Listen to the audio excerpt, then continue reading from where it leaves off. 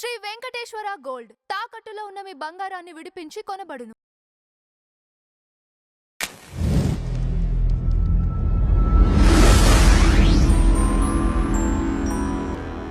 మామూలుగా సినిమాలు ఏం చేస్తారంటే అవి 10 ఉండదు 10 మంది గుంసుని తీసుకురంటారు. వాళ్ళకి క్యారెక్టర్ ఉండదు. ప్రతి ఓడికి ఆ నడక ఎలా అంటే, ఫర్ ఎగ్జాంపుల్ ఒకడు కారులోంచి ఒక బాటిల్ తీస్తే ఆడు నేను యాక్షన్ అన్నప్పుడు ఆడు ఉక్కుని తీసాడు. తెలియదు మెల్లగా తీరా అని చెప్పాను. అడిగి ఎందుకు చెప్పాను, వాళ్ళు ప్రొఫెషనల్స్ అలాంటి యాక్టివిటీలో ఎప్పుడు పాల్గొంటారు. అప్పుడు ఏంటంటే దాంట్లో ఒక మెకానికల్ ఆస్పెక్ట్ ఉండాలి, కానీ ఈ ఒక్కడిని కొట్టడానికి ఏదో పెద్ద ఎమోషన్ ఉంటుంది, దాన్ని అలా తీసి అంత చేయాల్సిన అవసరం లేదు. అది జనరల్ ఆడియన్స్కి కాన్షియస్గా అర్థం అవ్వకపోవచ్చు, కానీ ఫీల్ అవుతారు. ఓకే. ఇప్పుడు నరేషన్ కొట్టిన సీన్ ఉంది అనుకోండి, అక్కడ ఏంటి నరేషన్ కొట్టడం కన్నా ఎక్కువ ఈ మామూలుగా అలాగా బీడి తాగుతూ ఉంటాడు గణేష్ సిగరెట్. ఈ వాళ్ళు కొట్టే వాళ్ళు కూడా మొహంలో కోపం ఉండదు, ఏమి ఉండదు.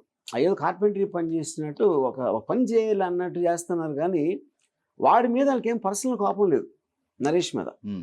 ఈడు ఆర్డర్ ఇచ్చాడు కొట్టమని, ఆడు కొట్టారు అంతే. ఈ kind of psychological aspect first time వాళ్ళకి డిఫరెన్స్ చేసింది. అప్పుడు కొడితే ఈడు కొన్న నొప్పికి ఆడ మొహంలో ఏమీ లేకపోవటం అనేది, ఈ contrast is what which is creating the impact.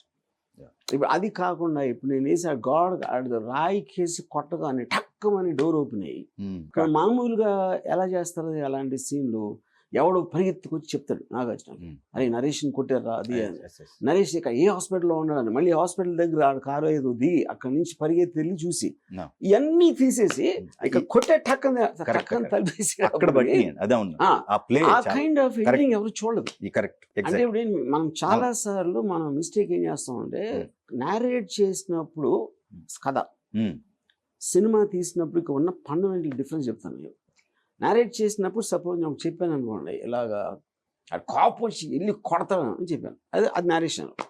సినిమాలో ఏమవుతుందంటే మనం ఇంప్రూవ్ చేస్తాం అనుకుంటాం, అదే మన ఉద్దేశం కూడా.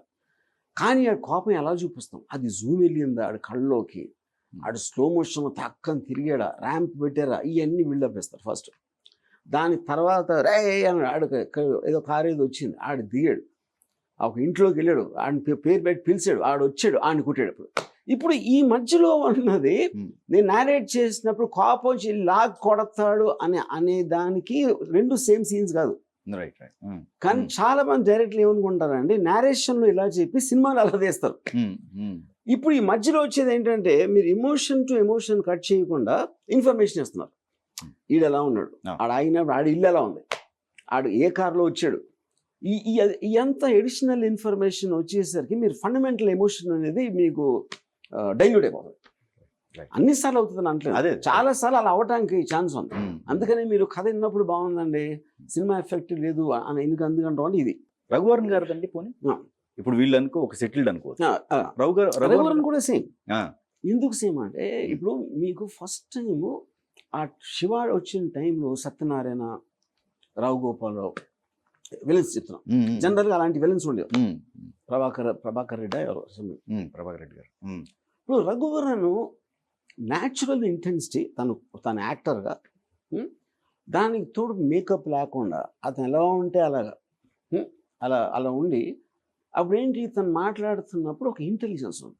ఏంటి అది ఇంటెలిజెన్సు? ఇప్పుడు ఈ స్టూడెంట్ లీడర్లు మనకు బలం వాళ్ళు కానీ మన బలం మీద వాళ్ళు బతకూడదు అని ఒక చిన్న విజ్ఞానం ఉలిగేస్తాడు. అది చెప్పడం మామూలుగా చెప్తాడు, స్టూడెంట్ లీడర్ మనకు అలా అంటలేదు. ఎప్పుడైతే మీరు క్వైట్గా మామూలుగా మనం మాట్లాడుకున్న స్టైల్లో మాట్లాడి, కానీ మాట్లాడిన దాంట్లో కంటెంట్ డ్రామాటిక్గా ఉన్నప్పుడు ఆ ఎఫెక్ట్ వస్తుంది.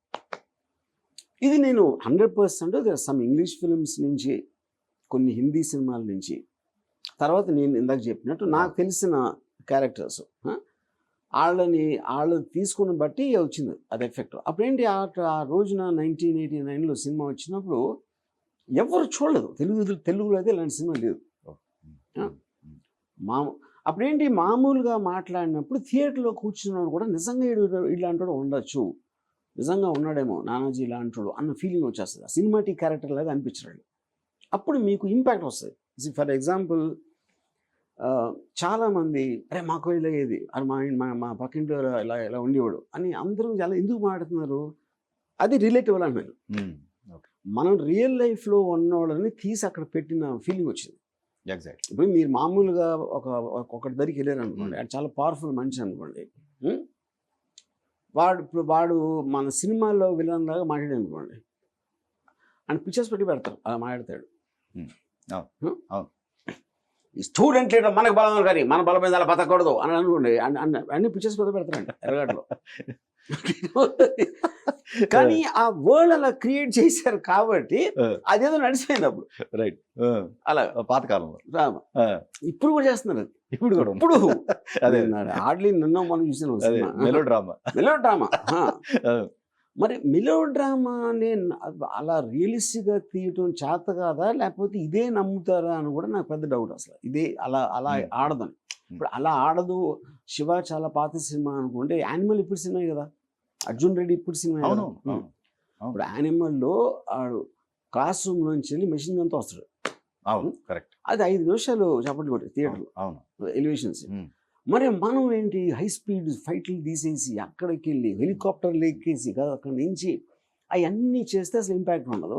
35 years బ్యాక్ చైన్ లాగింది 35 years నుంచి ఎందుకు గుర్తుంది చెప్పండి అసలు. అది ఎలాగ పాసిబుల్, అది కరెక్ట్ ఎందుకు పాసిబుల్? అది అంటే అదేలేండి, మీరు డ్రైవ్ చేసింది దానివల్ల. నేనని కాదు, నేను చేసింది నేను చేయలా, రియాలిటీని పెట్టాను అంతే. Okay okay. నేను క్రియేట్ చేయలేదు అది.